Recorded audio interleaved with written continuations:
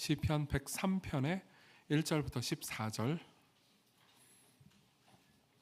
하나님의 말씀을 들으십시오. 내 영혼아 여호와를 송축하라. 내 속에 있는 것들아 다 그의 거룩한 이름을 송축하라. 내 영혼아 여호와를 송축하며 그의 모든 은택을 잊지 말지어다. 그가 내 모든 죄악을 사하시며 내 모든 병을 고치시며 내 생명을 파멸해서 속량하시고 인자와 긍휼로 관을 씌우시며 좋은 것으로 네 소원을 만족하게 하사 네 청춘을 독수리같이 새롭게 하시는도다. 여호와께서 공의로운 일을 행하시며 억압당하는 모든 자를 위하여 심판하시는도다. 그의 행위를 모세에게 그 행사를 이스라엘 자손에게 알리셨도다. 여호와는 긍휼이 많으시고 은혜로우시며 노하기를 더디하시고 인자하심이 풍부하시도다.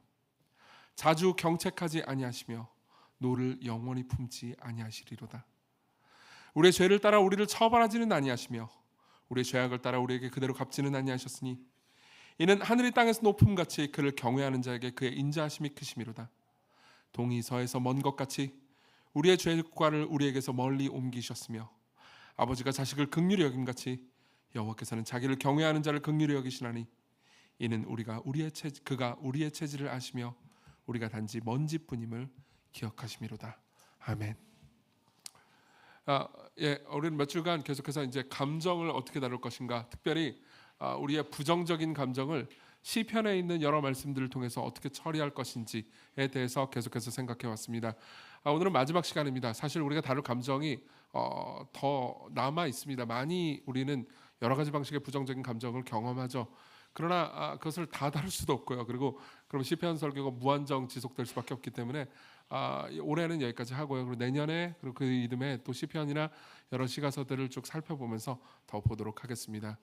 오늘은 다양한 부정적인 감정을 이제 어떻게 대해야 되는지 일종의 총정리라고나 할까요? 그러니까 우리가 여러 가지 부정적인 감정 앞에 섰을 때 결국은 무엇을 생각하고 기억해야 하는지에 대해서 이야기를 하려고 합니다. 우리가 읽은 시편 103편은 배경이 없습니다.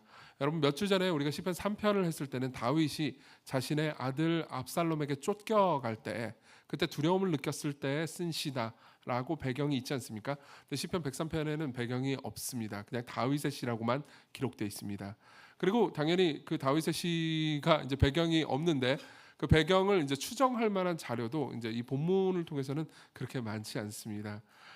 그래서 많은 학자들은요, 이 본문 시편 103편을 다윗이 쓴 시 중에서 예배를 위해서 일상적으로 많이 부르던 노래다라고 추정을 합니다. 예컨대 이런 거죠. 그러니까 우리 교회에서 부르는 찬송들이 여러 가지 것들이 있지만은 뭐 매번 부르진 않잖아요. 근데 주 예수보다 더 귀한 것은 없네. 찬송가 94장 이거는 매주 부릅니다. 왜 그럴까요? 그러니까 우리의 진정한 재산이 우리의 통장이나 뭐 등기부등본에 있는 그게 아니고, 그러니까 예수 그리스도가 우리의 진정한 재산이다라는 것을 매주마다 고백하는 거죠. 그리고 우리 교회가 하는 예배의 가장 중심에 그리스도의 영광이 있기를 바라는 마음이 있는 겁니다. 그래서 사실은 약간 김칫국이긴 하지만 몇십 년이 지나고 나서 우리 교회에 대한 책자라도 소책자라도 좀 쓰게 된다면 제목을 주 예수보다 더 귀한 것은 없네 이렇게 하고 싶습니다. 김칫국은 맞아요. 김칫국은 맞는데 어쨌든 그러고 싶다는 거죠. 그러니까 예수 그리스도가 무엇보다 높아지시고 영광을 받기를 간절히 바라는 마음이 실려 있는 거죠. 그래서 우리 교회는 이제 94장을 매주 부릅니다. 그런 것처럼 이제 시편 103편은 그러니까 이런 거라는 겁니다. 가끔 어떨 때 부르던 노래라기보다는 그러니까 매주 회당에서 학자들의 연구에 따르면요, 그러니까 하나님을 찬양하고 생각하면서 불렀던 노래라는 겁니다. 그러니까 이것은 모든 상황 가운데 여러분들의 모든 감정의 변화 가운데서 늘 생각하고 적용할 만한 노래라는 겁니다. 특별히 그 내용이요 1, 2절을 보면 이런 식으로 기록이 되어 있습니다. 내 영혼아 여호와를 송축하라. 내 속에 있는 것들아 다 그의 거룩한 이름을 송축하라. 내 영혼아 여호와를 송축하며 그의 모든 은택을 잊지 말지어다. 이렇게 되어 있습니다. 잊지 말아라. 기억하라는 거죠. 뭘요? 그분의 모든 은택을요. 여기서 은택이라고 번역되는 단어는 보응 혹은 되돌려주는 것을 의미합니다.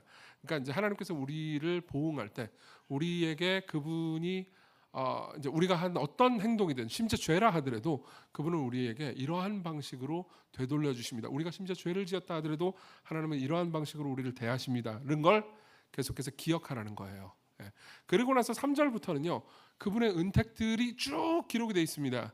그러니까 내 모든 죄악을 사하시며 병을 고치시고 내 생명을 파멸하게 속량하시고 인자와 긍휼로 관을 씌우시며, 그러면서 18절까지의 내용은 전부 다 그러니까 하나님께서 우리를 어떻게 대해 주시는지, 그리고 하나님의 성품이 어떤 성품인지를 계속해서 말해주고 있습니다. 그리고 다윗은 이렇게 얘기하는 거죠. 이 모든 성품들, 이 모든 하나님께서 하시는 일을 여러분 잊지 마십시오. 기억하십시오. 자, 이게 여러분들이 부정적인 감정 가운데서도 계속 여러분들의 마음을 지킬 수 있는 방법입니다. 기억이죠. 예. 그래서 오늘 설교의 주제는요, 기억입니다. 저는 우리가 읽었던 성경 본문을 다 해설하지는 못할 겁니다. 주로 1, 2절을 근거로 해서 여러 가지 이야기를 하게 될 겁니다. 그래서 저는요, 본문의 내용을 근거로 해서 첫 번째로는 왜 기억해야 하는가에 관한 이야기를 할 겁니다. 그리고 두 번째로는요, 어떻게 기억해야 하는가, 그리고 마지막으로는 무엇을 기억해야 하는가를 말씀드릴 겁니다. 물론 무엇을 기억해야 되는지에 대한 답은 복음입니다. 우리는 복음을 기억해야 돼요. 그러니까 여러분들 이렇게 생각하시면 될 겁니다. 왜 복음을 기억해야 되는지, 그리고 어떻게 복음을 기억해야 하는지, 그리고 마지막으로 복음의 특별히 어떤 측면을 우리가 잊지 말고 계속해서 기억해야 되는지, 이 이야기를 해보도록 하겠습니다. 먼저 왜 기억해야 되는지부터 생각해보죠. 우리 2절을 보겠습니다. 같이 한번 읽어볼까요? 2절입니다. 시작. 내 영혼아 여호와를 송축하며 그의 모든 은택을 잊지 말지어다. 여기 보면요, 잊지 말라는 말을 씁니다. 뭐죠? 이중부정이에요. 이중부정은 여러분 그 문학에서 그런 거 배우셨죠? 이중부정은 강한 긍정이다. 이중부정은 강한 긍정이다. 배우셨죠? 그렇죠? 맞아요. 지금 다윗은요, 엄청나게 강하게, 그러니까 강조해서 얘기하고 있는 겁니다. 잊지 말라라는 표현을 쓰면서 꼭 기억해라. 뭘요? 그분의 은택을, 그분의 은혜를, 그분이 우리를 어떻게 대하셨는지를 계속해서 기억하라고 얘기하는 거죠. 그리고 사실 이것은 성경 전체의 주제이기도 합니다. 그러니까 우리가 신앙생활을 잘하는, 우리가 하나님을 대해야 되는 가장 올바르고 표준적인 방법은 뭐냐? 기억하라는 겁니다. 그러면 우리의 잘못된 신앙생활의 방법은 뭐죠? 잊는 겁니다. 예. 여러분들이 잊는다면 여러분들은 잘못하고 있고, 그리고 온갖 부정적인 감정에 휩싸이게 될 겁니다.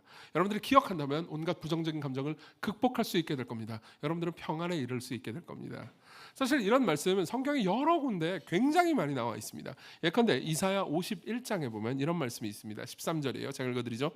하늘을 펴고 땅의 기초를 정하고 너를 지은 자 여호와를 어찌하여 잊어버렸느냐. 자 보세요. 여기 보면 잊어버렸느냐라는 질문이 나오죠. 근데 그 다음에 보면 이런 말씀이 나옵니다.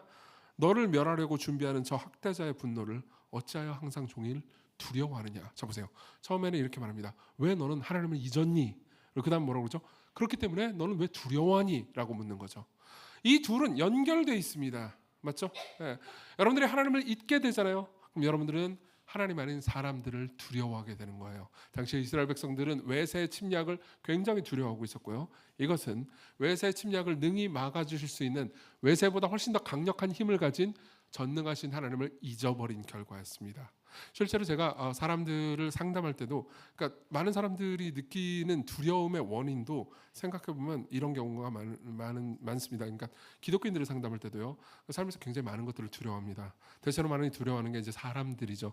직장 내에서, 학교에서 특정한 사람들, 그리고 자기를 고통스럽고 괴롭게 만들 수도 있는 사람들을 두려워합니다. 혹은 미래를 두려워하기도 하죠. 그리고 자기가 이제 삶에서 경험한 여러 가지 고통들을, 또 앞으로 고통이 올지 안 올지를 굉장히 두려워하고 그 미래를 통제하려고 하는 것도 있습니다. 근데 그 고통들을 혹은 사람들을 두려워하는 가장 큰 이유를 살펴보잖아요. 그러면 이야기를 계속해서 던져보고 대화를 나누잖아요. 그러면 그 사람들을 항상 하나님보다 더 두려워합니다. 그럼 치료책은 뭘까요? 하나님을 더 두려워하게 됩니다. 두려워하면 됩니다. 하나님을 더 두려워하고 하나님을 더 많이 기억하고, 그분이 더 크고 위대하고 전능하신 분인데 나를 사랑하신다는 것을 다시 기억하잖아요. 그러면은 부정적인 감정에서 서서히 벗어나게 되는 거죠. 여러분들이 학대자를 두려워하고 있다면 여러분들은 하나님을 잊은 겁니다. 또 하나 더 예를 들어드리겠습니다. 신약에도 예가 있습니다.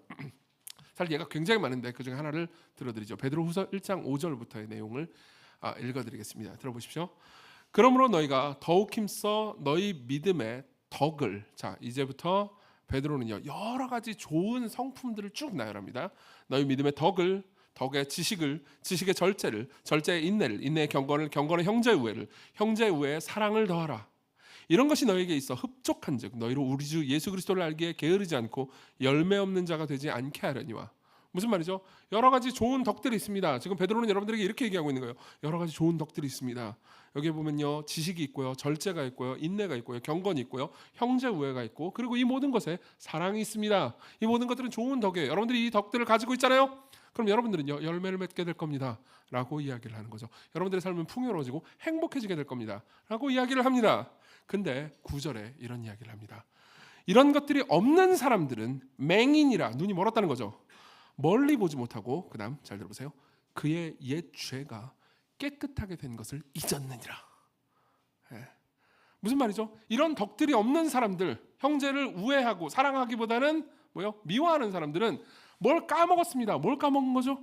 당신은 기독교인인데도 불구하고 당신의 죄가 하나님의 은혜로 말미암아서 용서받았다는 것을 당신은 까먹었습니다. 그 까먹은 결과가 형제들을 미워하는 걸로 나타난 겁니다 라고 이야기를 해주는 거죠. 예. 생각해 보십시오. 제가 누군가를 미워했다고 합시다. 저는 여러분들을 미워하지 않습니다. 사랑해요. 그러나 미워할 수도 있죠. 예.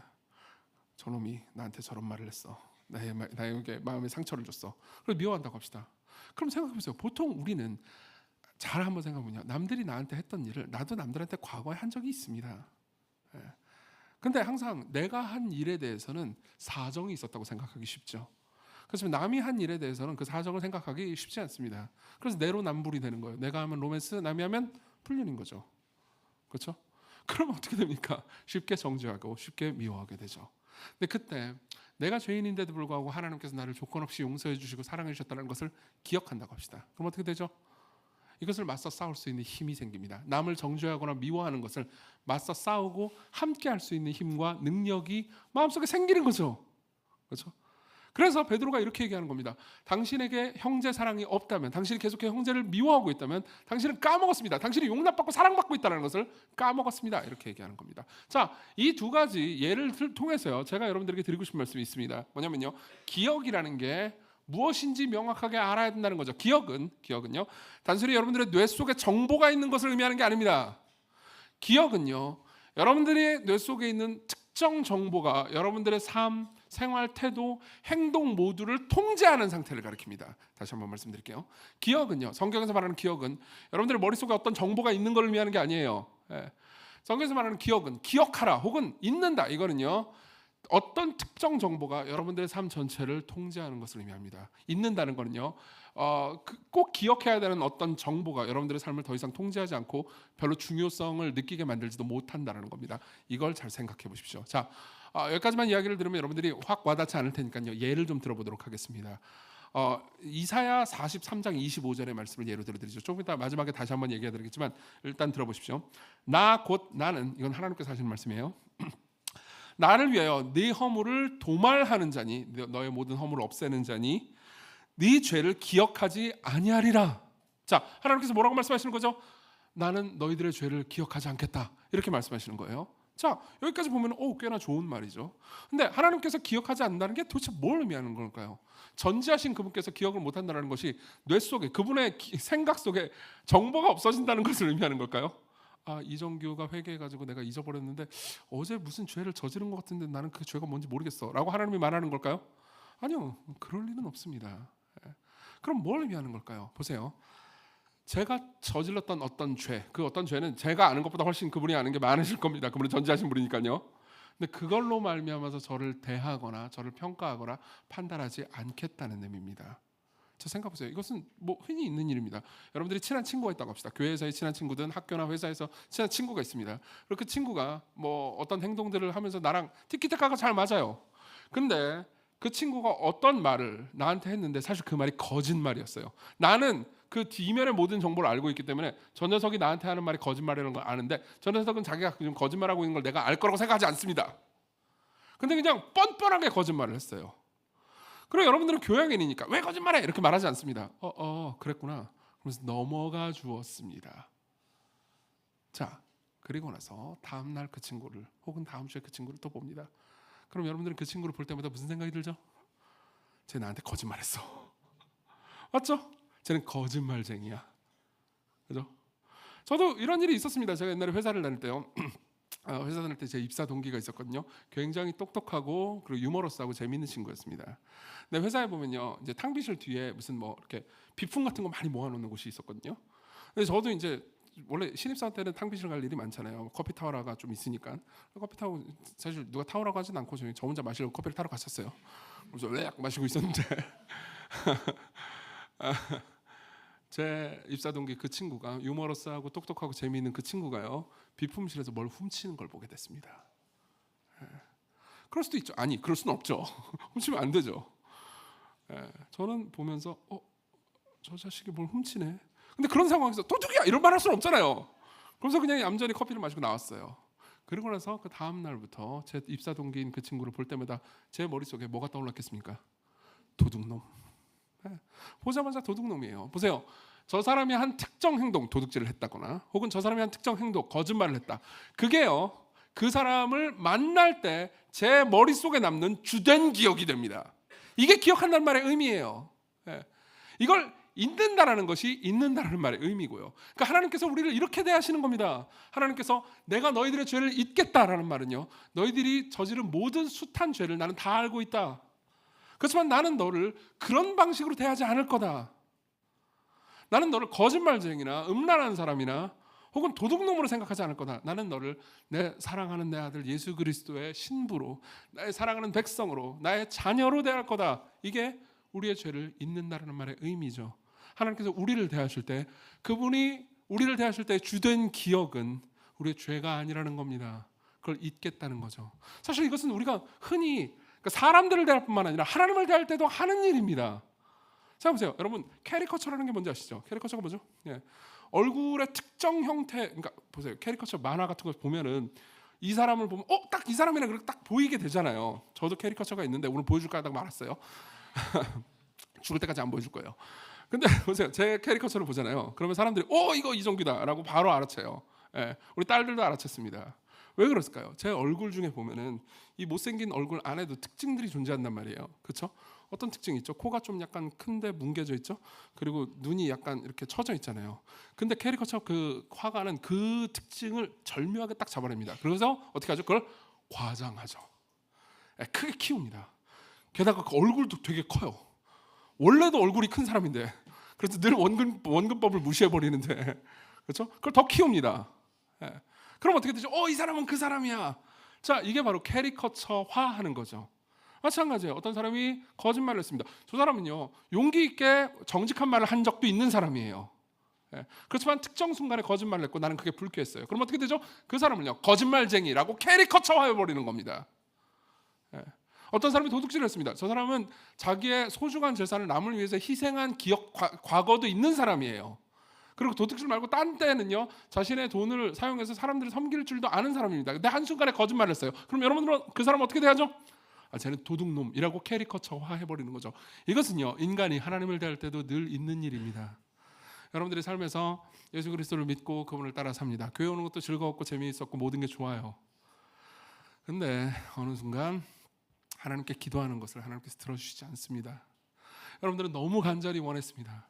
근데 들어주시지 않아요. 그럼 어떻게 되죠? 하나님 나를 사랑하지 않아. 내 기도를 거절했어. 그러면서 그분을 나를 사랑하지 않고 나를 거절하는 분으로 캐리커처화하는 거죠. 그걸 과장해서 하나님을 대할 때마다 하나님이 나한테 안 해준 것, 혹은 내 삶에서 하나님께서 허용하신 그 고통, 이 하나님을 생각할 때 제1 기억이 되는 겁니다. 그리고 그 기억이 우리가 하나님을 대할 때 모든 하나님을 대하는 모든 자세를 통제해버리죠. 사실 이것은 어리석은 일입니다. 제 예를 들어가면서 여러분들이 이것을 한번 이게 얼마나 어리석은지 설득해 보도록 하겠습니다. 제가 저번에도 말씀드렸는데 저는 일기를 오랫동안 썼다고 그랬죠. 거의 20년 가까이 썼습니다. 저한테 일기는 그 제 예화의 보고인데 보면은 항상 뭐든 나오게 돼 있어요. 근데 이제 최근에도 이제 일기를 좀 봤어요. 일기를 보는데 되게 재미있는 걸 하나 보게 됐습니다. 거의 한 9년 8년 전쯤의 일기예요. 근데 이제 일기를 보니까요, 제가 이렇게 썼더라고요. 참고로 시건교회는 제가 개척한 교회입니다. 이 교회 그만두고 싶다. 이런 문장이 있는 거예요. 잠깐, 이 바보 같은 말은 뭐지? 그러면서 이제 사장을 보게 됐죠. 그러니까 그때 당시 이제 교회가 작았을 때였잖아요. 되게 크지도 않고 작았는데 그 중에 누군가 한 명이 저한테 되게 가혹하고 상처 주는 말을 심하게 한 거예요. 저를 미워한다고 생각을 했던 거죠. 그 사람한테 이제 며칠 좀 시달렸나 봐요, 제가. 그러니까 너무 자기 연민에 쌓인 거죠. 그래가지고 기록된 거 보면은 막 여기서 막 사람들은 내가 뭐 희생해도 알아주지도 않고, 이 나쁜 놈은 나한테 맨날 욕만 하고, 내가 순댓국 사줬는데 그건 기억 못 하고, 이것만 계속 써놓은 거예요. 자 보세요. 8, 9년 전에 이정규를 볼 때, 지금의 이정규 볼 때, 이 인간이 얼마나 어리석게 보이겠어요? 그죠? 예. 그걸 보면서 제가 놀랐던 거는 사실 그때 이제 기억이 제가 있을 거 아니에요. 지금 와서 보면 그때 기억이 훨씬 더 객관적으로 보이잖아요. 예. 그때 얘기를 볼 때도 사실 그 친구 한 명만 저한테 가혹하게 되었지 나머지 모든 사람들은 굉장히 저를 사랑해주고 그리고 제가 저지른 잘못에도 불구하고 되게 많이 용납해줬단 말이에요. 예. 근데 제가 교회를 갈 때마다 그 친구가 거슬립니다. 그 친구가 나한테 했던 말이 화가 납니다. 그리고 안 봤으면 좋겠어요. 그런 사람 교회 잘 떠나지도 않아. 딴 교회 갔으면 좋겠는데. 아니 그때 그랬다고. 지금 안 그래요? 여러분 다 있어요. 자 보세요.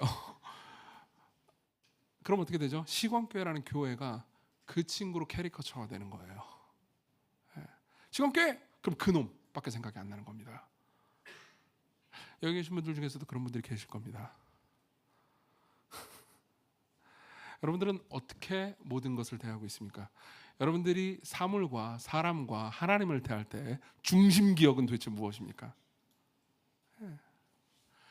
그래서요, 성경은요, 여러분들이 하나님께 정말로 순종하기 위해서는 그분이 여러분들에게 어떻게 대해 주셨는지, 어떻게 여러분들을 사랑하셨는지를 계속해서 기억하라고 말합니다. 예컨대 신명기에 보면 이런 말씀이 있습니다. 신명기 7장 19절입니다. 내 하나님 여호와께서 너를 인도하여 내실 때 내가 본 큰 시험과 이적과 기사와 강한 손과 편파를 기억하라. 즉 하나님께서 너희들을 돌보시고 구원해 주시기 위해서 힘과 능력을 쓰신 것을 기억하라는 거죠. 내 하나님 여호와께서 내가 두려워하는 모든 민족에게 그와 같이 행하실 것이요. 무슨 말입니까? 두려워하지 말아라. 하나님께서 너희들을 어떻게 돌보아 주셨는지, 얼마나 강한 힘과 능력으로 홍해를 가르시고 이스라엘 백성들을 구원해 주신지 기억하라. 하나님께서 너에게 하신 일을 기억하라 이거죠. 너희들이 기억하면 너희들은 나를 따를 수 있을 것이다. 근데 너희들이 잊어버린다면 너희들은 나를 따르지 않을 것이다. 그 결과가요, 사사기에 있습니다. 요즘 사사기 묵상하고 있죠, 그렇죠? 사사기에 보면요, 끊임없이 나오는 말이 있습니다. 너희가 잊었느니라. 예. 하나님께서 너희들을 어떻게 사랑하시고 어떻게 돌보셨는지를 잊었습니다. 그냥 삶에서 하나님께서 허용하신 고통과 괴로움만 내가 하나님을 볼 때의 중심 기억일 뿐입니다. 그렇죠? 그러면서 늘 원망이 가득합니다. 그리고 하나님께서 나에게 베푸신 것에 대해서는 다 까먹은 거죠. 예. 그러면 어떻게 될까요? 계속해서 하나님께 불순종하게 됩니다. 그래서 사사기의 이야기를 보면요, 하나님께 불순종한 기억으로 가득합니다. 그 이야기로 가득해요. 예. 여러분 성경은요, 우리 모두가 그러고 있다고 말합니다. 예. 여러분들이 신자든 신자가 아니든 우리 모두는요, 하나님께서 우리에게 잘해주신 기억을 억압하고 있다고 말합니다. 예. 그리고 우리가 하나님을 대할 때 서운하거나 섭섭했던 기억을 하나님을 대할 때 중심 기억으로 삼고 있다고 말하죠. 그것을 잘 나타내주는 성경 본문이 있습니다. 로마서 1장에 보면요, 이런 표현이 있어요. 불의로 진리를 막는 사람들의 경건하지 않음. 불의로 진리를 막는 모든 사람들의 경건하지 않음이라는 표현이 있습니다. 약간 어려운 표현이죠. 간단하게 얘기하자면요, 이런 겁니다. 불의는 거짓말이에요. 그리고 진리는 참이죠. 불의로 진리를 억압한다고 말합니다. 여기 막는이라고 번역된 단어는 억압한다라는 말과 같습니다. 무슨 말이냐면요, 기억을 계속해서 억압하고 있는 거예요. 하나님께서 우리에게 잘해주시고 우리를 사랑해주신 기억은요, 저편에 그냥 계속해서 묻어둡니다. 억압되어 있는 거죠. 그렇지만 우리가 삶에서 하나님께 대해서 섭섭했던 것, 과거에 경험했던 고통, 이런 것들은요, 늘 하나님을 대하는 중심 기억이 된다는 거죠. 이것은 신자들이 그럴 뿐만 아니라, 그렇죠? 비신자들도 그렇다고 말하는 겁니다. 로마서는요, 기독교 신앙이 없는 사람들을 향해서 그들이 사실 기억을 억압하고 있다고 이야기를 하고 있는 겁니다. 예. 어떻게 기억을 억압하는 걸까요? 여기 계신 분들 중에서 기독교 신앙이 없는 분들은 나는 하나님이 살아계신지도 잘 모르는데 내가 무슨 기억을 억압하고 있다는 겁니까? 라고 물어볼지도 모릅니다. 예. 하지만요, 여러분들 모두는 기억을 억압하고 있습니다. 마치 예를 들자면요, 이런 상태라고 볼 수 있습니다. 제가 좋아하는 영화 중에서요, 거의 최소 2, 3년에 한 번씩 꼭 다시 보는 영화가 있습니다. 미셸 공드리 감독의 이터널 선샤인이죠. 보신 분 계세요? 이걸 안 본 분이 계시다면요, 어떻게 말하지 이걸? 이걸 안 봤다면요, 저는 여러분들의 눈을 사고 싶어요. 진짜예요. 예. 볼 때마다 좋습니다. 내용을 너무 자세히 얘기하면 스포일러가 될 테니까 간단하게만 얘기해드리겠습니다. 주인공이 있습니다. 짐 캐리하고요, 케이트 윈슬렛이에요. 남녀예요. 서로 사랑합니다. 그리고 연인이 돼요. 그럼 모든 게 행복할까요? 아니요, 그렇지 않겠죠. 예. 연인이 되면 서로 사랑하고, 그리고 서로 안 맞는 것 때문에 서로 싸우고, 죽을 때까지 싸우고, 서로 상처 주는 말을 계속해서 합니다. 어떻게 됐을까요? 헤어집니다. 예. 근데 이 영화가 약간 그 로맨스 영화기도 한데 SF적인 요소도 가미돼 있거든요. 그래서 헤어지는데 이 영화 내에서의 세계관에서는 어떤 회사가 하나 있습니다. 라쿠나라는 회사가 있어요. 라쿠나는 기억을 지울 수 있는 능력을 가진 회사예요.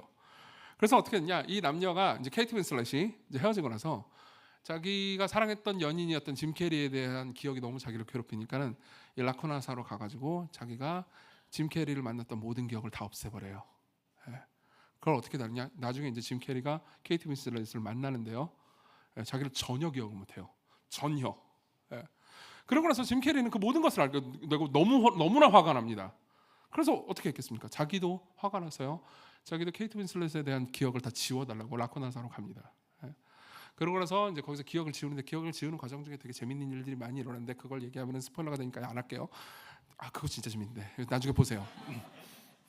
여러 다른 사람들 캐릭터들 되게 재밌는 게 많은데 그냥 얘기 안 할게요. 어쨌든 짐 캐리도 기억을 지웁니다. 근데요 이 영화의 마지막 부분으로 가잖아요. 그러면 어떻게 되냐면요. 기억을 지웠기 때문에 서로를 몰라요. 서로를 이름도 모르는 두 남녀가 짐 캐리와 케이트 윈슬렛이요. 또다시 만나게 됩니다. 어떻게 됐을까요? 또 사랑에 빠지죠. 또 사랑에 빠져요. 서로 이름도 모르는데 또 사랑에 빠집니다. 그리고 이 영화에 진짜 주제가 나오죠. 기억은 삭제돼도 마음은 남는다고요. 여러분 로마서는 여러분들 모두에게 이렇게 얘기하는 겁니다. 당신이 심지어 기독교인이 아니라 하더라도 당신의 마음 안에는 하나님에 대한 향수가 있습니다. 당신의 기억 안에는 조그만하게도 하나님에 대한 향수가 있습니다. 사실 당신은 그것을 계속해서 억압하고 무시하고 있었습니다. 하나님이 살아계시다라는 증거가 이렇게 많이 널려 있는데도 불구하고 당신은 그것을 억압하고 있었습니다. 근데 당신이 정말로 위험한 순간, 정말 신이 필요한 바로 그 순간, 신이 없으면 절대 해결할 수 없는 문제에 봉착한 바로 그 순간 당신은 하나님을 찾습니다. 아마 그 이유 때문에 여기 앉아 계신 분들도 분명히 계실 겁니다. 여러분들은 왜 오셨습니까? 여러분들은 종교인이 아닌데도 불구하고 왜 종교 의식을 가지러 여기에 오셨습니까? 아니, 오신 게 잘못됐다는 게 아닙니다. 여러분들은 환영합니다. 왜 여기 앉아 계신 거죠? 여러분들의 마음 안에 있는 하나님에 대한 향수가 여러분들을 자극했기 때문입니다. 그럼 여러분들은 어떻게 해야 될까요? 그분을 알 필요가 있습니다. 성경을 통해서 그분을 더 알아가잖아요. 그럼 여러분들은 지난 인생 가운데서 여러분들을 돌보시고 사랑하셨던 분이 그분이라는 것을, 여러분들은 그분을 잊었지만 그분은 여러분들을 절대 잊지 않으셨다는 것을 알게 됩니다. 그리고 하나님에 대한 기억이 여러분들의 중심을 사로잡게 되는 거죠. 그게 기억한다는 말의 의미예요. 여러분들이 기억하지 않잖아요. 그럼 여러분들은 기독교 신자를 하더라도 마치 무신론자처럼 삶을 아무런 도움 없이 던져진 삶처럼 살아가게 됩니다. 두 번째로 넘어가죠. 그러면 어떻게 기억합니까? 어떻게 기억할까요? 우리 1절을 보겠습니다. 1, 2절을 같이 한번 읽어보겠습니다. 시작. 내 영혼아 여호와를 송축하라. 내 속에 있는 것들아 다 그의 거룩한 이름을 송축하라. 내 영혼아 여호와를 송축하며 그의 모든 은택을 잊지 말지어다. 자 보세요. 여기서 중요한 부분이 하나 있습니다. 지금 다윗은요 기억하라라고 말을 하고 있습니다. 하나님의 은혜를 기억하라고 해요. 근데 그걸 누구에게 말하죠? 내 영혼아, 자기 자신에게 말하고 있습니다. 자, 이게 기억의 방법입니다. 이걸 기억이라고 말하기도 하고요. 성경에서는요 또 다른 방식으로는 묵상이라는 단어를 쓰기도 합니다. 둘 다 똑같은 단어라고 생각하시면 됩니다. 기억하기, 하나님을 기억하는 것과 하나님을 묵상하는 것, 성경을 묵상하는 것 같은 의미예요. 핵심은 뭐죠? 내가 나한테 말을 거는 겁니다. 성경에 이런 부분이 굉장히 많아요. 특히 시편에는 널려 있습니다. 시편 42편 11절 내 영혼아 내가 어찌하여 낙심하며 어찌하여 내 속에서 불안해하는가. 너는 하나님께 소망을 두라. 나는 그가 나타나 도움주심으로 말미암아 내 하나님을 여전히 찬송하리로다. 62편 5절 내 영혼아 잠잠히 하나님만 바라라. 무릇 나의 소망이 그로부터 나는도다. 자, 누가 누구에게 말하고 있죠? 내가 나한테 말하고 있습니다. 이게 묵상이에요. 이게 묵상의 핵심입니다. 묵상은요 그리고 기억하기는요 일종의 정신분열입니다. 내가 나와 분리되는 거예요. 사실 이것은 여러분들이 흔히 하는 일입니다. 예를 들어서요. 정신분열 중에 이거 좋은 정신분열이에요. 좋은 정신분열인데 예를 들어서 정신분열 중에 우리가 흔히 볼 수 있는 정신분열은요. 자학개그 같은 게 있습니다. 자 보세요. 아까도 제가 한 10분 전쯤에 자학개그를 좀 했죠. 제 일기를 얘기하면서 이 바보는 누구냐 이런 식으로 얘기하면서 자학개그를 했죠. 거기 보면요. 두 이정규로 분리되는 일이 있습니다. 맞죠? 제가 아마 뭐 그때가 16년도 15년도 이때였던 것 같아요. 일기를 보면요. 그때 바보 멍청이 이정규를 제가 이야기를 했죠. 그렇죠? 그러면서 이 이정규 정말 멍청하지 않습니까? 완전히 자기 연민에 사로잡혀 있어요. 기억을 제대로 못하고 있죠, 하나님을. 그리고 그렇게 놀려먹는 이정규가 있습니다. 맞죠? 네, 두 명의 이정규죠.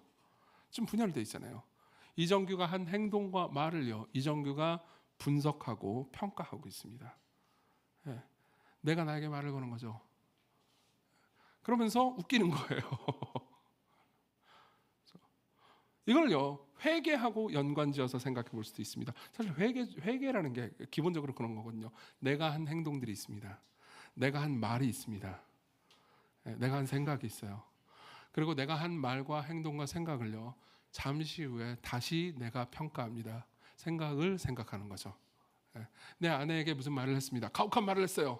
내 친구에게 가혹한 말을 했습니다. 그러고 나서 시간이 지나고 나서 후회가 됩니다. 방금 내가 한 말, 내 행동을요, 내가 다시 평가해 보는 거죠. 그럼 어떻게 됩니까? 저건 정말 바보 같은 일이었어. 잘못된 일이었어. 어리석은 일이었어. 사람에게 상처를 주었어. 라고 생각하죠. 그러면서 돌이킵니다. 이건 잘못된 행동이야. 이거는 사람들을 고통스럽게 하고 하나님을 슬프시게 하는 행동이야. 그러면서 돌이킵니다. 그걸 가르쳐서 회개라고 해요. 이런 회개를 잘하면 잘할수록 여러분들은 관계를 잘 맺게 됩니다. 보세요. 계속해서 자기중심적인 사람은요, 자기가 한 행동과 생각을요, 전향적으로 그리고 은혜롭게 다시 생각을 잘 못해요. 그냥 계속해서 내 생각과 내 행동이 맞다고 생각하고 내 생각과 내 행동을 되돌아보지 않습니다. 그렇죠? 즉 자기가 한 생각과 행동을 묵상하지 않는 거죠. 기억하지 않는 거죠. 평가하지 않는 겁니다.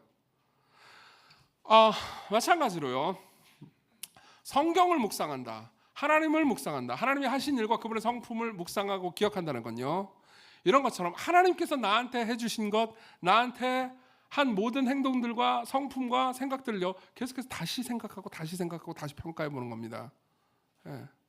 그러면서 하나님께서 여러분들을 위해서 하신 일과 복음이라고 말하죠, 이걸. 그분의 성품을요, 여러분들의 기억의 중심, 여러분들의 생각의 중심으로 끌고 들어가는 거죠. 이게 묵상이고 기억이에요. 리처드 백스터라는 사람이 있습니다. 이분은 17세기의 청교도고요. 그리고 묵상에 관한 좋은 글들을 꽤 많이 썼습니다. 그리고 묵상에 대한 이런 정의를 제가 지금까지 풀어서 말한 정의를 내린 다음에요, 이 정의를 좀 잘 이해할 수 있을 만한 재미있는 예화 하나를 듭니다. 이런 예화예요. 두 친구가 있습니다. 한 친구는 책을 읽고 이제 소파에 앉아가지고 책을 쭉 읽고 있습니다. 책에 집중하고 있어요. 또 다른 친구가 이 친구를 바라보고 있습니다. 근데 바라보는 친구가요, 책을 읽고 있는 친구를 보다 보니까요, 갑자기 크고 흉측하고 털이 북실북실한 거미 한 마리가 소매를 타고 목 쪽으로 올라가고 있는 걸 봅니다. 갑자기 잠이 깨지 않습니까? 그러고 나서 깜짝 놀랍니다. 이 친구가요, 야, 크고 흉측하고 거미가 지금 네 소매를 타고 네 목 쪽으로 올라가고 있어 라고 말해요. 근데 이 책을 읽던 친구는 책에 집중하고 있었습니다. 그래가지고 이렇게 대답했습니다. 알았어. 그럼 여러분들은 뭐라고 말하겠습니까? 알았어. 그러면서 아무 생각 없어요. 그럼 여러분들은 못 알아들었다는 걸 확신할 수 있죠? 그럼 여러분들은 다시 한번 말합니다. 뭐야, 지금 내가 한 말을 들은 거야? 라고 그 책 읽는 친구한테 말했어요. 그러니까 책 읽는 친구가 이렇게 대답합니다. 방금 말했잖아. 크고 흉측하고 뭐 더 복실복실한 거미가 내 팔을 타고 올라가고 있다고. 알았다고. 그리고 나서 이 친구가, 책을 읽던 친구가 잠깐 생각을 합니다. 방금 자기 입 밖으로 나간 말 있잖아요. 그 말을 잠깐 한 2초 3초 정도 생각을 합니다. 그러면서 뭐야, 거미가 올라왔다고, 크고 흉측한, 그러면서 와 화들짝 놀란 다음에 털어내고 도망가려고 합니다. 그죠? 자, 이 상황을 상상해 보세요. 리처드 백스터는 이런 이야기를 해줍니다. 이 책을 읽는 친구는 크고 흉측하고 털이 복실복실한 거미가 소매를 타고 목까지 올라오고 있다라는 문장을 2번 말했어요. 맞죠? 처음 말했을 때는 알았어, 그렇다며 라고 말했을 뿐입니다. 두 번째 말했을 때는 화들짝 놀라면서, 그 중간에는 잠깐 생각이 있었죠. 화들짝 놀라면서 자신이 한 생각을 올바른 행동으로 옮겨가고 있죠. 자, 이 두 번째 상태가 여러분들이 하나님의 말씀을 기억하는 상태라고 말하는 거죠. 묵상이 제대로 먹힌 겁니다. 묵상이 여러분들의 삶에 자리를 잡은 겁니다. 그럼 어떻게 되죠? 마땅한 행동이 따르죠. 여러분들은 말씀을 듣습니다. 하나님이 선하시다는 이야기를 듣습니다. 하나님이 여러분들의 아버지라는 이야기를 듣습니다. 모든 것이 합력해서 여러분들의 삶에 결국은 선을 이룰 거라는 이야기를 듣습니다. 그걸 듣고 여러분들은 생각합니다. 그래, 뭐 좀 맨날 들었던 얘기잖아. 내 교회를 들으면서 한 300만 번은 들었던 얘기인걸? 그러면서 무시하고 넘어갑니다. 그리고 어느 순간 여러분들은 묵상합니다. 여러분들의 마음에 와닿기 시작합니다.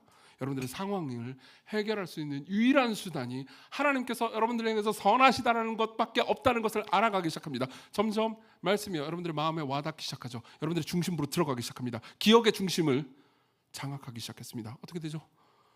여러분들은 이렇게 말하게 됩니다. 난 정말 아무것도 두려워할 필요가 없어. 그분이 모든 것이 합력해서 나에게 선을 이루도록 하실 거야. 그분이 나를 돌보고 계셔. 그분이 정말 나와 함께하고 계셔. 정말 나와 함께하고 계셔. 나는 이전에 찬양을 부를 때도 주 나와 함께 하시네 뭐 이런 찬양을 부를 때도 전혀 감흥이 없었어요. 거미 이야기를 처음 들은 그 책 읽는 친구처럼요. 근데 이제 그분이 나와 함께 하신다라는 것만큼이나 나에게 위로가 되는 문장은 없습니다. 그죠? 어떤 일이 벌어졌죠? 리처드 백스터는 이렇게 말합니다. 이게 묵상입니다. 여러분들은 여기에 다다를 필요가 있습니다. 이게 성경의 기자들이 그렇게토록 말했던 하나님을 기억하는 것과 하나님을 묵상하는 것의 본질입니다. 여러분 생각해 보십시오. 여러분들은요 삶이 변하기를 바랄 겁니다. 자기 자신을 볼 때요 자기 자신에 대해서 분명히 불만이 있을 겁니다. 내 성격이 이렇게 변한다면, 내 행동이 이렇게 변한다면 원하는 게 있죠, 그렇죠? 내가 좀 더 온유했으면, 내가 좀 더 참을성이 있었다면, 내가 좀 더 살아갈 수 있는 사람이었다면, 내가 좀 더 용기 있는 사람이었다면 그런 생각이 들죠. 그럼 어떻게 해야 됩니까? 여러분들 스스로 여러분들의 의지를 사용해서 용기 있어져야지, 담대해야지, 혹은 죄를 짓지 말아야지. 자, 의지로 그 모든 것들을 해결할 수 있나요? 아니, 없을 겁니다. 기독교 신앙이 배제되어 있는 모든 심리학적 치료는요 다 보통 의지나 혹은 감정에만 집중합니다. 그렇지만 기독교 신앙은요 모든 마음을 다 봅니다. 생각해 보세요. 여러분 철이 있다고 합시다. 쇠파이프가 있다고 합시다.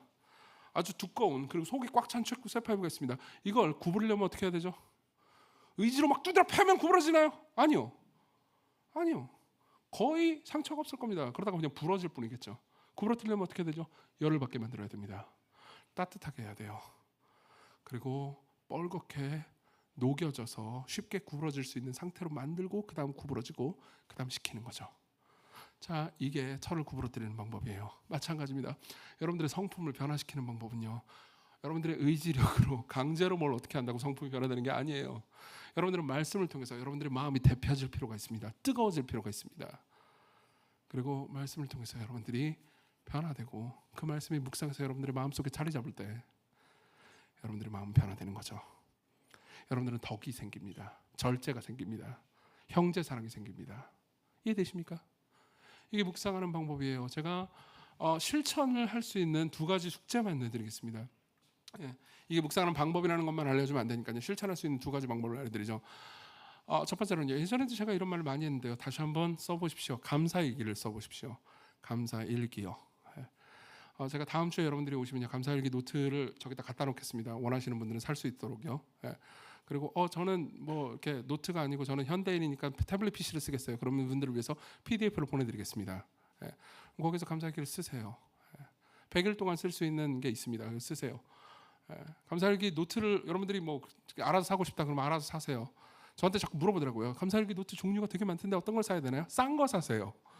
싼 거 사면 됩니다. 저도 싼 거 갖다 놓을 거예요. 다 거기서 거기더라고요. 아무거나 쓰십시오. 아니면 나는 디자인 같은 거 필요 없습니다. 그럼 노트에다 그냥 쓱쓱 쓰세요. 상관없습니다. 매일 3가지에서 최소 5가지, 5가지가 좋습니다. 왜냐하면 5가지 정도 돼야 여러분들이 생각을 하거든요. 그러면서 여러분들의 삶을 지배하고 있던 중심 기억들, 부정적인 중심 기억들을 밀어내고요. 하나님의 선하신 성품을 채우십시오. 두 번째 숙제가 있습니다. 두 번째 숙제는요. 이 시편 103편의 3절부터 14절을 여러분들이 깊이 묵상하는 겁니다. 오늘 설교 때는 그다지 깊이 설명하지 않을 겁니다. 하지만 여러분들이 한 절 한 절 손으로 써가면서요. 깊이 묵상해 보십시오. 그리고 이 내용이 여러분들의 마음을 다스릴 수 있도록 해보십시오. 제가 수요일 날 이 묵상에 대해서 조금 더 자세히 설명한 설명본과 그리고 제가 이 시편 103편을 직접 번역한 게 있습니다. 좀 더 읽기 쉽게 번역을 했습니다. 그걸 수요일 날 보내드리겠습니다. 묵상해 보세요. 그리고 여러분들의 마음이 거기에 빠지도록 하십시오. 이게 방법입니다. 세 번째로 넘어가죠. 그러면 무엇을 기억해야 합니까? 무엇을 기억해야 됩니까? 아까도 말씀드렸듯이 사실 이 본문 시편 103편 본문은 너무나 깊은 것이 많습니다. 설명할 것들이 너무 많아요. 그래서 다 설명할 수가 없습니다. 그렇기 때문에 이 본문에서 이 본문이 말해주는 복음의 내용 중에서요 가장 인상적이고 여러분들이 꼭 기억해야 되는 거 한 가지만 여러분들에게 말씀드리겠습니다. 우리 13절을 같이 한번 읽어봅시다. 13절입니다. 시작. 아버지가 자식을 긍휼히 여김같이 여호와께서는 자기를 경외하는 자를 긍휼히 여기시나니. 자, 이거예요. 그분이 우리의 선하신 아버지라는 것.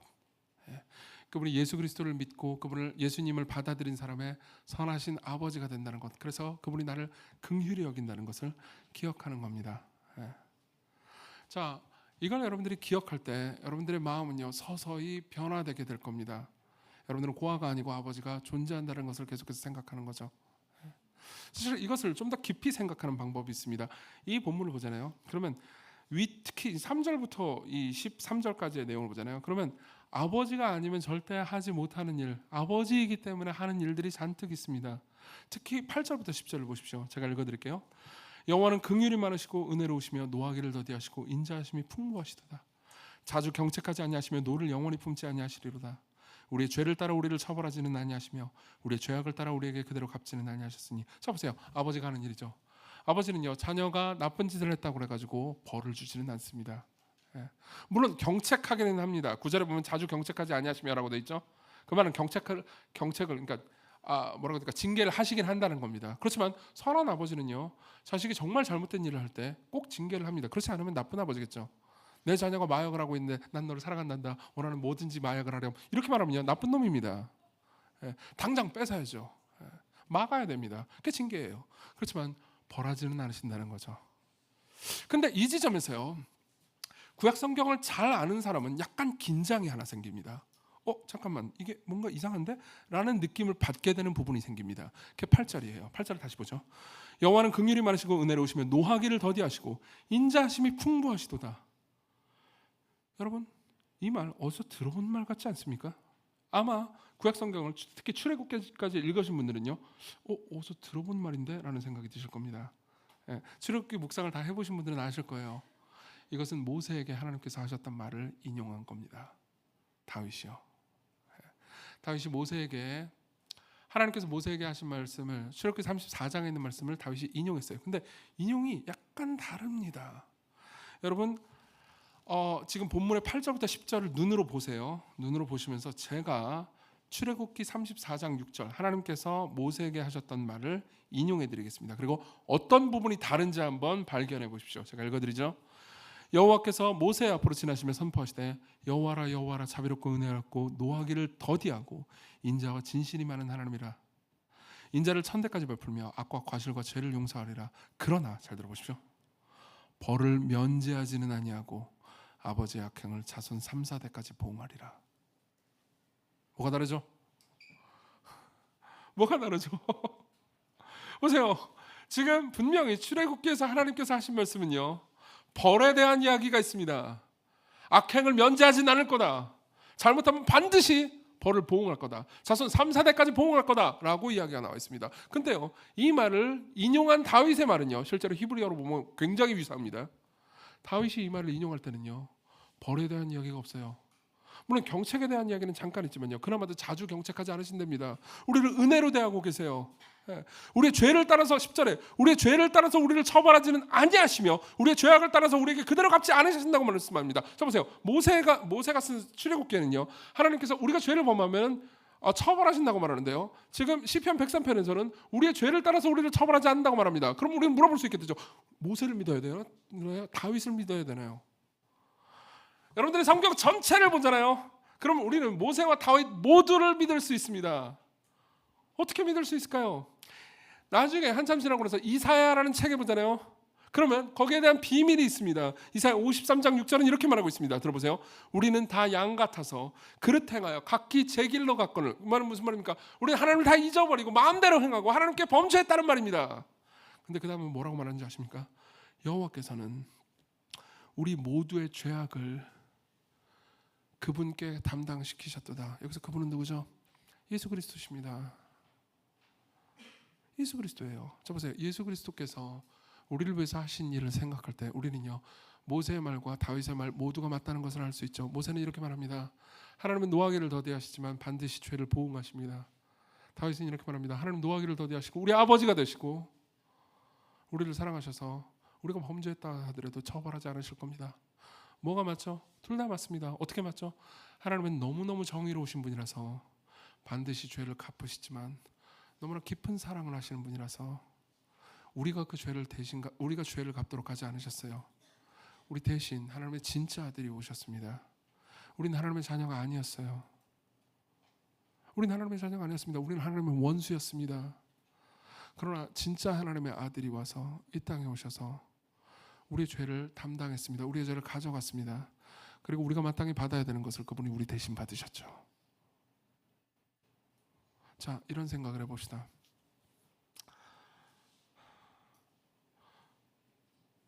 누군가 여러분들이 사랑하는 사람이 있다고 합시다. 여러분들이 그 사람에게 계속해서 잘해줬어요.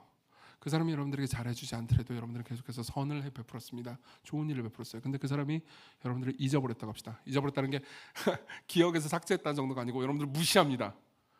예. 여러분들을 무시하고 떠났습니다. 그러면 거기에 대한 합당한 벌은 뭘까요? 여러분들은 그 사람에게 어떤 벌을 내리시겠습니까? 나도 잊어버리겠죠. 그렇죠? 예. 나도 무시할 겁니다. 그래? 내가 너를 그렇게 사랑해줬는데 네가 나를 버렸어? 그럼 나도 너를 버릴 거야. 이게 합당한 벌이겠죠. 맞죠? 예. 자, 성경은 이렇게 말합니다. 우리 모두를 하나님께서 만드셨습니다. 그리고 여러분들이 삶에서 기독교인이든 기독교인이 아니든 여러분들이 삶에서 좋은 것을 누렸다면요, 그것은 다 하나님의 선물이라고 말합니다. 그러나 우리는 하나님을 잊었습니다. 기독교인도 자주 하나님을 잊고요, 기독교인이 아닌 사람들은 하나님께서 어떤 분이신지 계속 잊고 살았습니다. 무시하고 살았습니다. 기억을 억압하고 살았어요. 그럼 거기에 대한 합당한 벌은 뭘까요? 하나님도 우리를 잊어버리는 거죠. 하나님도 우리를 잊어버리는 겁니다. 하나님도 우리를 무시하면 되는 겁니다. 이게 지옥의 본질입니다. 이게 지옥의 본질이라고요. 여러분들이 지옥하면 생각하는 것이 불 이거밖에 없지만 사실 불은 은유예요. 제가 여러 번 말씀드렸죠. 지옥의 본질은 하나님이 여러분들을 무시하고 있는 겁니다. 그럼 여러분들은 이렇게 생각할지도 모릅니다. 그 정도면 괜찮은데? 하나님이 날 잊어버린, 나도 원래 하나님한테 관심이 없었는데 하나님이 날 잊는 게 뭐가 문제람? 잘 보세요. 이게 뭐가 문제인지 말씀드리죠. 여러분, 국가가 여러분들을 잊으면 어떻게 될까요? 국가가 여러분들을 잊어버리면, 여러분들을 무시하면 어떻게 될까요? 여러분들은 국적을 상실해버릴 겁니다. 맞죠? 여러분들이 국적이 없으면 어떻게 될까요? 병원을 못 갑니다. 병원을 못 가요. 주민등록번호 뭐예요? 없는데요? 못 옵니다. 학교 못 갑니다. 취직 못 합니다. 은행 계좌도 개설할 수 없어요. 여러분들이 이 사회에서 완전한 소외 완전한 바깥에 있을 수밖에 없습니다. 정말로 여러분들이 이 사회에 있지만 여러분들이 대한민국 국적을 상실하잖아요. 그러면 여러분들은 이 사회에 있으면서 바깥 어두운 데서 슬피 울며 이를 갈게 될 겁니다. 그죠? 하나님이 국가보다 훨씬 더 위대하고 모든 걸 통치하고 다스리시는 그 하나님이 여러분들을 잊게 된다면 어떻게 될까요? 여러분, 하나님은 사랑이십니다. 하나님은 사랑이세요. 그러면 자, 그분이 사랑이시라면 그분의 이름으로써 여러분들이 잃게 되는 게 뭔지 아세요? 사랑이에요. 여러분, 지옥을 이렇게도 표현할 수 있습니다. 거기엔 사랑이 없습니다. 여러분들은 삶에서 정말 사랑을 원하지만 여러분들은 사랑을 볼 수 없습니다. 거기 어느 곳에서도 여러분들은 사랑을 볼 수 없을 겁니다. 그 지옥의 특징이니까요. 하나님이 없는 곳에는 사랑이 없습니다. 여러분들이 삶에서 연애도 하고 그나마 자녀와 친구와 사람들을 사랑할 수 있는 이유도 어느 정도 하나님께서 여러분들 가운데서 일하고 여러분들을 잊지 않으셨기 때문입니다. 그러나 궁극적으로 하나님이 여러분들을 잊잖아요. 그럼 여러분들은 사랑을 잃어버릴 겁니다.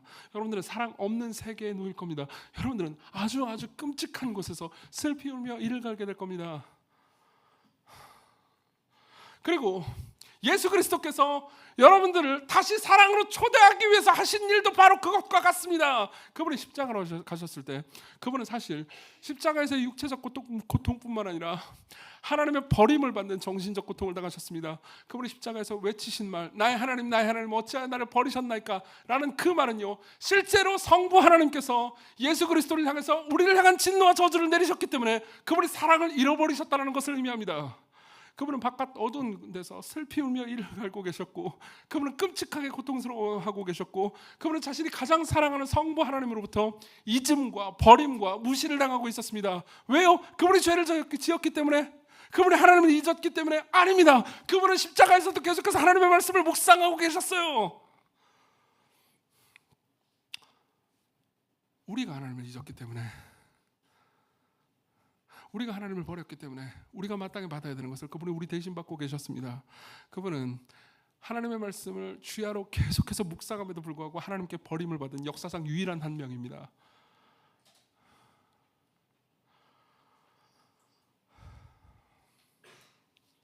그 결과는 뭘까요? 그분이 자기 백성들을 위해서 잊힘당하시고 버림받으시고 지옥의 고통을 당하신 결과는 뭘까요? 이사야 43장 25절 다시 한번 읽어드릴게요.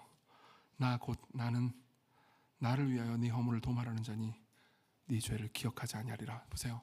하나님께서 여러분들 모두에게 이렇게 말씀하십니다. 여러분들이 그리스도 안에 있다면, 여러분들이 그분을 신뢰하고 있다면요, 하나님께서는 여러분들을 볼 때 여러분들이 죄를 기억하지 않으십니다.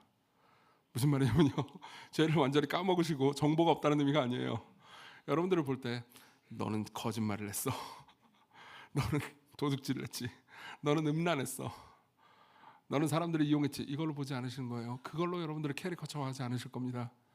하나님께서는요, 여러분들을 볼 때 아들 안에서, 자신의 가장 소중한 아들 예수 그리스도 안에서 여러분들을 보실 겁니다. 예수 그리스도께서 아름다운 만큼 여러분들을 아름답게 여기실 겁니다. 여러분들의 죄를 잊어버리실 겁니다. 그것을 여러분들이 정말로 믿고 있다면요, 이게 여러분들의 삶에 복음이 여러분들의 마음에 중심이 되어 있잖아요. 그럼요, 여러분들은 서서히 두려움을 물리치게 될 겁니다. 슬픔을 물리치게 될 겁니다. 여러분들 아무것도 잊지 않잖아요. 잃지 않잖아요. 그리고 분노를, 증오를, 불안을 이겨낼 수 있게 될 거예요. 존 뉴턴이라는 이 사람도 17세기의 목회자예요. 존 뉴턴이라는 목회자가 이 본문을 설교하면서 이런 말로 마무리하죠. 여러분, 그리스도 안에서 하나님께서 여러분들의 아버지가 되십니다. 하나님은 여러분들의 진정한 아버지가 되십니다. 그렇기 때문에 아버지께서 여러분들에게 보내시는 모든 것은 여러분들에게 꼭 필요한 겁니다. 하지만 그가 여러분들에게 주시지 않는 모든 것은 여러분들에게 지금 필요하지 않은 것입니다. 여러분, 삶에서 고통이 왔습니까? 그건 하나님이 보내신 건데, 선하신 아버지가 여러분들에게 보내신 거예요. 그것은 여러분들에게 꼭 필요한 거였습니다. 삶에서 여러분들이 원하고 있는 게 있는데 얻지 못했습니까? 하나님이 보시기엔 지금 당장 여러분들에게 필요하지 않은 겁니다. 그분이 선하신 여러분들의 아버지라는 것을 생각하잖아요. 그럼 여러분들은 두려움에서, 욕심에서, 분노에서, 조바심에서 자유케 될 수 있습니다. 그리스도께로 오십시오. 그분이 여러분들을 사랑하신다는 것을 기억하십시오. 같이 우리 기도합시다.